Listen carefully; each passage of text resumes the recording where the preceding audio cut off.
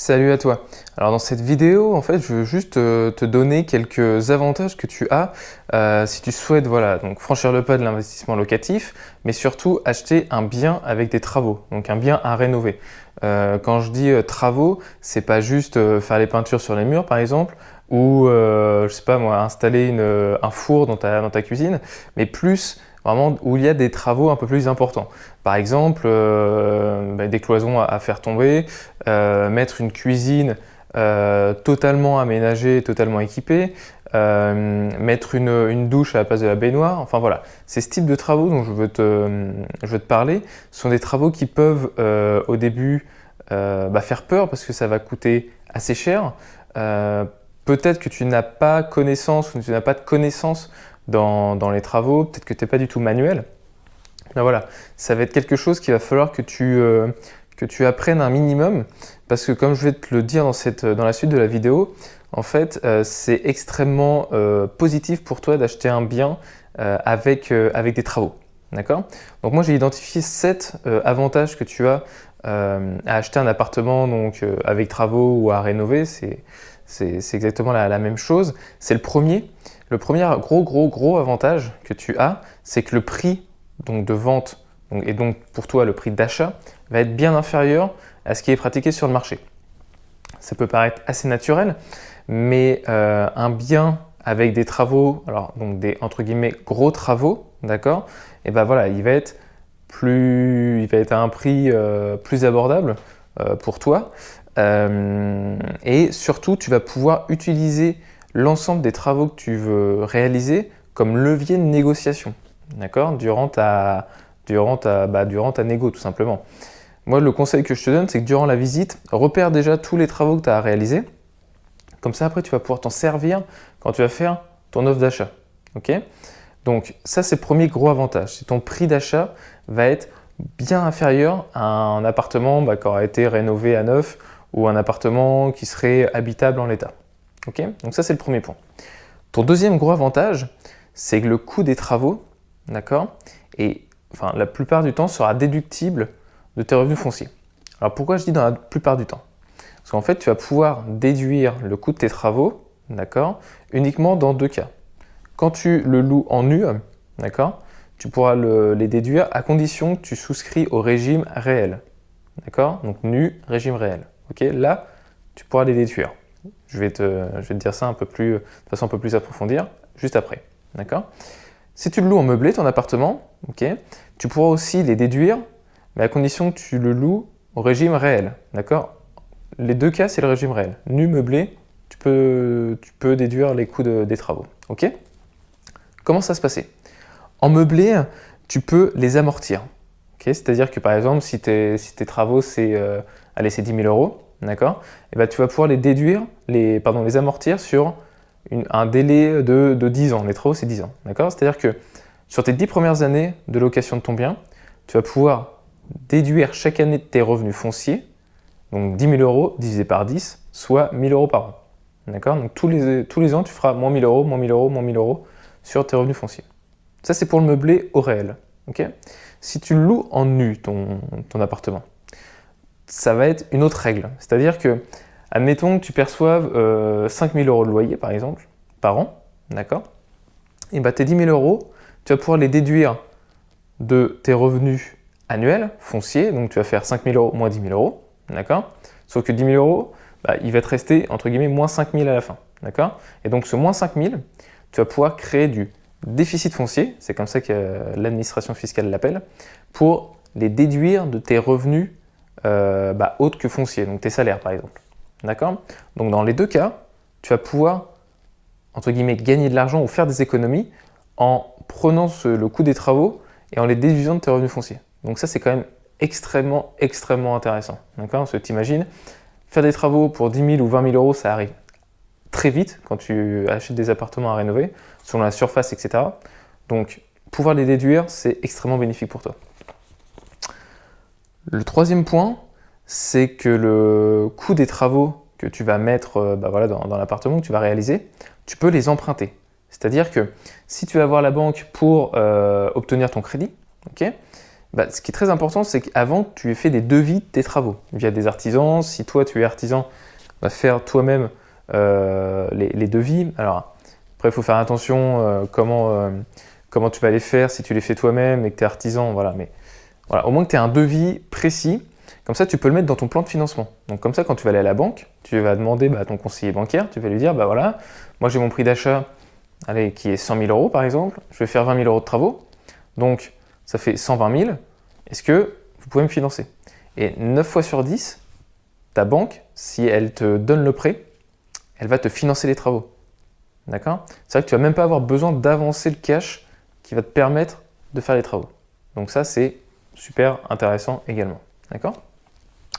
Maintenant, le quatrième avantage, ça va être quoi? Ça va être que ton bien, tu vas le valoriser, il va monter en flèche, sa cote va monter en flèche. D'accord? Si tu veux le revendre dans 2-3 ans, tu ne vas plus vendre un bien à rénover avec des travaux. Non, tu vas vendre un bien qui va être refait à neuf quasiment. D'accord? Ça veut dire que toi, le prix auquel tu vas le vendre, à minima, tu vas pouvoir le vendre au prix du marché fourchette haute, voire peut-être un peu plus. C'est-à-dire que je ne vais pas te garantir forcément une plus-value à 100%, mais dans 95% des cas, tu pourras faire une plus-value si tu fais des travaux dans ton bien, par rapport au prix que tu l'as acheté, plus évidemment les travaux que ça t'a coûté. Donc voilà, ça, valoriser ton bien, il ne faut pas que tu oublies que si tu veux faire fructifier ton patrimoine immobilier et donc avoir un parc immobilier de plus en plus important, de plus en plus gros, un de tes objectifs, c'est quoi? C'est d'entretenir ton parc, mais aussi de le valoriser. D'accord? Parce que si tu valorises ton parc, ton patrimoine augmente, et donc après tu pourras les revendre et te faire du cash, tout simplement. D'accord? Donc ça, c'est un avantage, c'est la base de l'investissement immobilier. D'accord? Tu vas pouvoir, cinquième avantage, tu vas pouvoir optimiser et organiser ton espace. D'accord? Par exemple, si je te prends un exemple, un 35 mètres carrés, parfois tu vas trouver des biens de 35 mètres carrés, ça va être une pièce. Donc une pièce, ça va être une grande pièce avec une salle de bain et des toilettes. Tu vois? Dans un 35 mètres carrés, tu peux très bien créer ton studio de 35 mètres carrés en 2 pièces. D'accord? Tu vas pouvoir créer une chambre par exemple. Et donc du coup, tu vas passer de studio de 35 mètres carrés à T2 de 35 mètres carrés. Et donc, tu vas pouvoir louer plus cher ton bien. D'accord? Ton loyer, il va passer par exemple de 400 à 500 euros. Tout simplement parce que même si c'est la même surface, ça va être un T2. Donc les T2 se louent plus cher que les studios. D'accord? Donc là, tu vas pouvoir optimiser, ta surface. Donc ça, c'est super, super intéressant. Pareil, un deuxième exemple. Si tu as une grande hauteur sous plafond dans ton appartement, d'accord? Qu'est-ce que tu vas faire? Tu vas pouvoir faire une mezzanine. D'accord? Une mezzanine, par exemple, tu as un studio avec grande hauteur sous plafond, et tout simplement, tu vas faire une mezzanine, tu vas mettre la chambre en haut, et donc la personne, elle n'aura pas un T2, mais elle va avoir un T1 bis, tu vois, un T1 très amélioré, parce qu'elle aura sa pièce à vivre en bas et sa chambre en haut, sous forme de mezzanine. Donc ça, c'est aussi super important, parce que tu vas pouvoir louer ton bien plus cher dans ce cas-là. D'accord? Donc ça, c'était le cinquième avantage. Le sixième avantage, c'est quoi? C'est les travaux, même si ce n'est pas toi qui les fais, si tu passes par un artisan, ce que je te conseille d'ailleurs, tout simplement, tu vas pouvoir aller suivre les travaux au fur et à mesure. D'accord? Tu vas faire des visites de chantier. Okay? Et donc, si tu en fais de façon régulière, une fois par semaine, je pense que c'est la bonne fréquence, déjà, tu vas instaurer un climat de confiance avec ton artisan, parce que l'artisan, tu vas pouvoir discuter avec lui, il va pouvoir si c'est un bon artisan, il va pouvoir te donner des conseils sur les travaux, et tu vas peut-être faire des petites modifs à la marge. Mais surtout, 9 fois sur 10, c'est pas parce que tu as fait un plan super bien détaillé que c'est clair. D'accord? Parfois, c'est clair dans ta tête les travaux que tu veux faire, mais tu n'arrives pas forcément à les retranscrire. D'accord? Et donc, si tu vas régulièrement, tu vas pouvoir éviter les erreurs et les anticiper. D'accord? Tu vas pouvoir gagner du temps et donc ça va pouvoir te faire gagner de l'argent.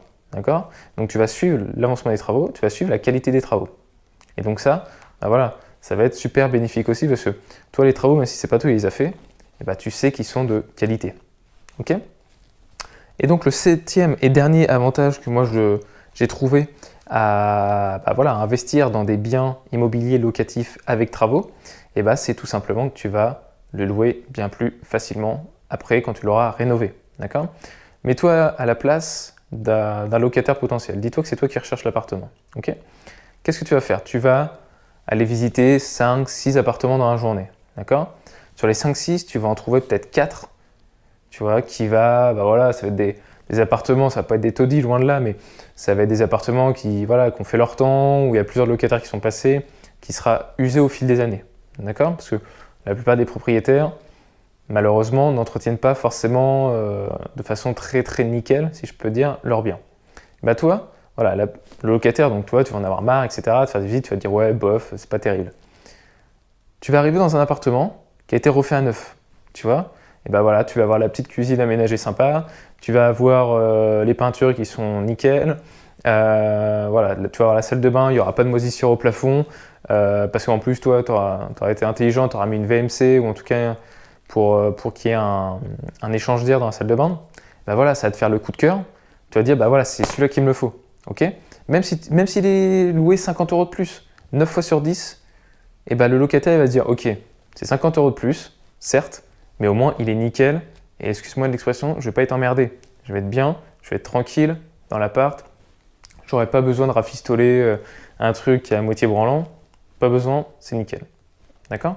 Donc voilà, donc ces 7 avantages-là, pour moi, c'est vraiment extrêmement important, et ça va te faciliter la location, mais tu vas pouvoir faire un peu ce que tu veux dans l'appartement, tu vas pouvoir l'agencer correctement, et surtout, tu vas pouvoir déduire tous tes coûts liés à tes travaux de tes revenus fonciers.